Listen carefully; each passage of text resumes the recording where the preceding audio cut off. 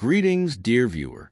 You're watching Storytime with Red, a channel for those who believe in the strength of traditional family values and take a firm stand against infidelity. If that sounds like you, be sure to subscribe. Now, let's dive in. It was a quiet Sunday morning right at 9 o'clock when I found myself reflecting deeply on my marriage to Mia. We had shared our lives for 35 years in a modest but comfortable house just outside of town. The place wasn't large, a bedroom, a living room, and a garage that opened onto a wide terrace. We had space for 2 cars, my beloved motorcycle, which I often rode to clear my mind. That morning, Mia told me she had plans for a Friday night. She mentioned it casually, saying she was going out on a date. That hit hard. Friday nights were always our time together, our routine, our small tradition. She explained the man was a co-worker from another branch of her company. He was having a birthday, and she was going to celebrate with him. She talked about how their friendship had evolved from occasional visits to coffee breaks and eventually shared lunches. Then during one of those afternoons, he dropped by her office to say goodbye and kiss her unexpectedly. I asked her, "And you just agreed to go out with him after that?" My voice probably revealed more than I wanted it to. She paused for a moment and admitted she might have given him a subtle sign that the kiss would be welcome, but it was just a kiss, she said, trying to downplay it. Still trying to keep calm, I asked, "Did you kiss him back?" She replied softly, "Yes." The next few nights were a blur of tense conversations. Every time we spoke about the dinner, she remained composed, but her calmness only made me feel worse. Then she admitted that there wasn't going to be any party at all, just dinner, just the 2 of them. I felt my frustration rise. I asked bluntly, "Are you planning to sleep with him?" She didn't answer right away. That silence said more than anything she could have told me. Eventually, she asked, "Why would you even think that?" I told her she seemed giddy, flushed, and excited. I reminded her of how she had complimented his looks more than once. She didn't deny it. "Yes, he's attractive. Yes, I'm excited," she said. Then she added that her flush was from rushing home to bake him a cake. It was already in the oven. A birthday cake. I couldn't remember the last time she baked one for me. She shot back, reminding me she always took me to my favorite restaurant for my birthday. Richard's divorced and wasn't even going to celebrate.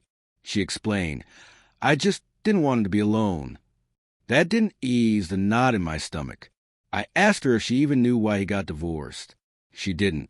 "We've never talked about it," she said. "But he's a good man." Finally, I told her I'd come along to the dinner. Of course, she said, "No, it's a date," she said clearly and unapologetically. So again I asked, "Are you asleep with him?" Her tone was measured. "I'm not planning to." That didn't comfort me at all. "You know he wants to." I told her that kiss wasn't just friendly. He's expecting something. "Michael," she said patiently, "just because he's a man doesn't mean I'll sleep with him. Men might hope for that, but it doesn't mean it'll happen." "Then you admit it's a possibility." I pushed. She said I was overreacting. "It's just dinner," she repeated. "I've had dinner with coworkers before." "But not like this," I argued. "This man kissed you and you're dressing up for him." "I'm going," she said, her voice firm. I lost my composure. "He's more than just a coworker. He kissed you. You didn't stop him. You still never told me clearly that you're not going to sleep with him." She shrugged. "I'm not planning on it, but I can't promise it's impossible. It depends on how the evening goes." Her honesty stung more than any lie might have. I pressed on, painting out different scenarios. Would she sleep with him in the car, or maybe in a hotel room if the opportunity arose? She brushed off my sarcasm and told me she'd already called a cab for the next evening. "It'll be here at 7 o'clock, she said. "So you'll be free to drink without worrying about driving." I noted bitterly. She sighed. "Michael, stop. Yes, I might have whined, but I wouldn't drive even if I didn't. Why are you making this worse?" Just then, the oven timer went off. "Cake's done," she said, heading to the kitchen. "Maybe I'll have a slice," I muttered. "Don't touch it," she snapped. "It's just sponge cake. You don't even like it." That was a low blow, I admit it, but okay, I won't touch it. She transferred the cake to a cooling rack and murmured something about adding fresh cream. The next day, a cake box sat nearby, ready. And don't even think about touching that box, she warned, glancing back at me. I know what you're capable of. I won't touch anything, I said, half amused, half hurt, and went back to the living room. I asked where the dinner was happening. The Hilton, she answered. Figures, I said with a dry laugh. Let me guess, he booked a room, too. Enough, Michael, she shouted. Your jealousy is out of control. Richard didn't book a room. It's just dinner. But if you keep pushing, maybe I will sleep with him just to spite you. Her words stunned me. Then she added, so here's the deal. If you stop with the comments, I'll be home by midnight. No drama. Then Saturday at 9 a.m. we talk. You'll have time to think. Whatever you decide, I'll accept it. If you want to stop seeing him, I will. 9 a.m., I repeated. Yes, Saturday. You decide what you want. Fine, I said. I'll eat early tomorrow and stay out of your way, but I have 2 conditions. She waited. Go on. First, I'll sleep in the guest room tonight, and I won't talk to you until Saturday morning. Second, if you sleep with him, our marriage is over. Fair enough, she said without emotion. On Friday, Mia got home before I did. She was in the kitchen putting the final touches on the cake. The words, Happy Birthday, Richard, were written in rich chocolate script. What stood out most were the little pink hearts decorating the sides. She greeted me briefly, but I said nothing and just stood in the doorway. While she stayed busy, I went to the guest room to change. Quietly, I slipped into our bedroom. In the bathroom, I noticed something was missing, an expensive bath oil I had recently gifted her. Gone. She was clearly planning to use it for a relaxing soak before her evening. On the bed, her outfit was already set out. A sleek black dress, black stockings with lace, black panties I had never seen before, a velvet choker with a small sparkling gem, but no bra. I stared at the carefully chosen ensemble, and a heavy silence settled in my chest. The space beneath the bed was telling. No sign of the towering high heels I knew she planned to wear. The curtains to the terrace were already closed. I locked the bedroom door, pocketed the key, and returned to the living room where the TV murmured softly. From the kitchen, I heard Mia's voice, casual and composed. I'm going to get ready, she said, then added with a calm that felt rehearsed. Michael, I understand you're upset, but there's nothing going on. By tomorrow, this will all be behind us. I gave a quiet nod, but inside, my thoughts were anything but calm. The moment she closed the bedroom door behind her, a surge of purpose took over. I moved to the garage and peeled the cover off my motorcycle. I took it with me to the terrace. From there, I could hear the bath running. She was already in the tub when the water stopped. I seized the window of silence, unlocked the bedroom with the terrace key, and slipped inside, spreading the motorcycle cover on the floor. I opened her wardrobe and began pulling everything down, clothes from the hangers, the black dress from the bed, even the contents of her drawers. Her purse sat on top of the pile by the end. I closed the wardrobe, eyeing the outfit she had laid out, stockings, a choker, and those unmistakable heels. I couldn't leave her barefoot. Even fury has its boundaries. I found her phone in the purse. Along with the usual contents, cash and cards, I discovered something that stopped me cold. Hidden in a sewn-in lining was a pack of contraceptives. We had never used any. I slipped them into my pocket. Everything else went into the trunk of the car. Her phone, too. I made a note of the taxi she'd scheduled. It was nearly 6:30, and the ride was due at 7 o'clock. I dialed the number. Hello, I'd like to cancel the ride. My wife's come down with a cold, I said, lacing it with a dose of bitter humor. No problem, sir. Thanks for letting us know, came the reply.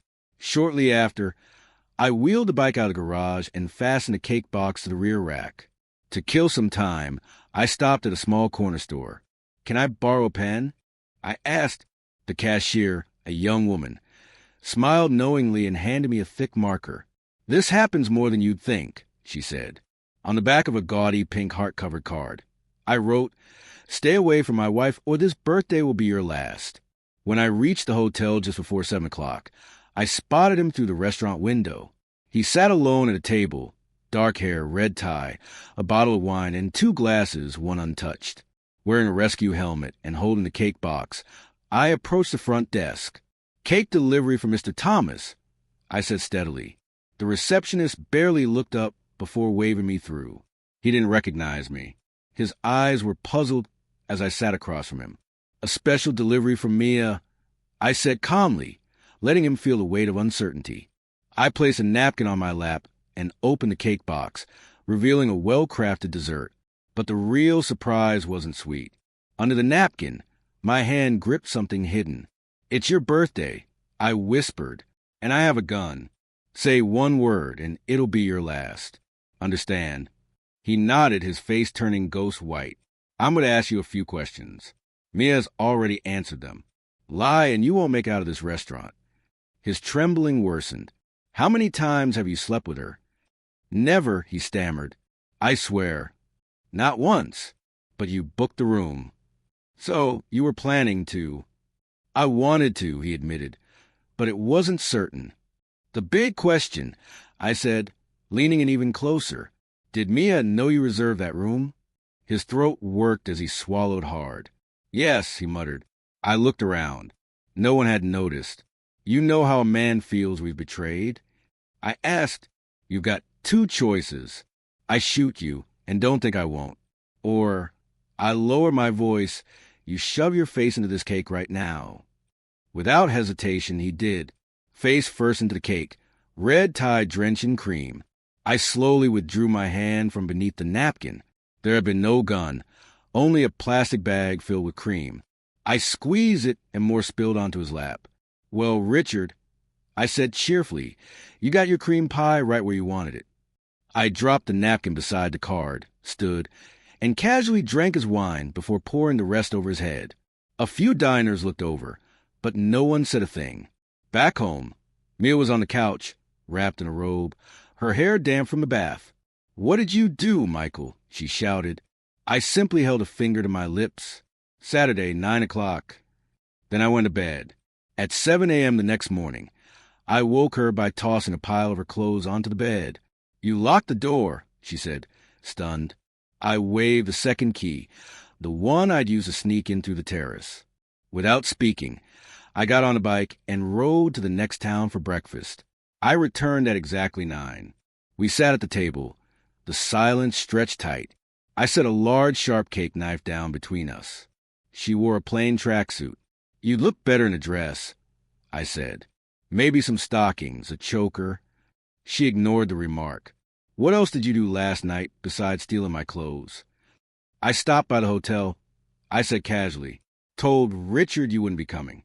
Gave him the cake you made. He loved it. Couldn't get enough." I slid her bag and phone across the table. "Oh, and I deleted his number. You won't get it back until Wednesday." "I might get it back," she said quietly. "Let's not forget last week," I continued. "You insisted it was just dinner. Swore there was no hotel reservation. And now Richard booked a room. And from what I found, there's no way you didn't know." Then I dropped the hammer. "Tonight, I sleep in our room. You get the guest room. Divorce papers will be ready this week. And by the weekend, I want you gone." Her mouth fell open just like Richard's had. "I'm selling the house. You'll get nothing. No alimony. You'll manage." I paused, then muttered bitterly, "That's it, Michael." "Please," she started. "No," I cut in. "You thought I'd sit here while you run off with another man? We never—" "It doesn't matter," I said. "Stockings, a thong, no bra. You said dinner would be an hour. The taxi was booked for 10. What were you doing for 3 hours?" I pulled the 3 contraceptives from my pocket and pinned them to the table with a cake knife. "You can keep this table," I said. "You're a liar, a cheat. I regret spending 35 years on you." And that's where it ends. If you enjoyed this, hit that like button and don't forget to subscribe.